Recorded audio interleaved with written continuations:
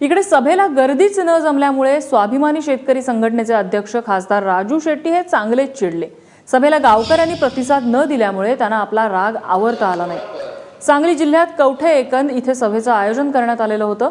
आंदोलनात सहभागी होऊन त्याचा फायदा मिळाला पाहिजे, दुसरीकडे लुटीची व्यवस्था संपली पाहिजे असं सांगता हा दांभिक आणि ढोंगीपणा करणार असाल तर शेतकऱ्यांचे प्रश्न कधी सुटणार नाहीत अशा शब्दात त्यांनी नाराजी व्यक्त केली आहे।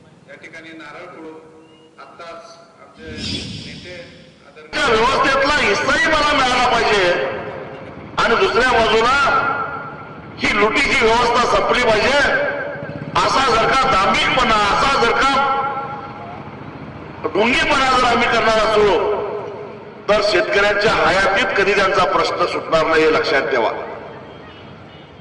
आणि म्हणून मला आज या ठिकाणी वाईट वाटलं।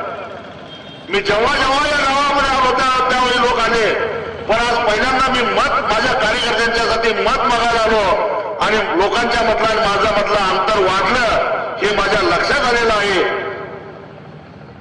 बळीराजा तुमचं कल्याण करो एवढं सांगतो आणि इथंच थांबतो। धन्यवाद।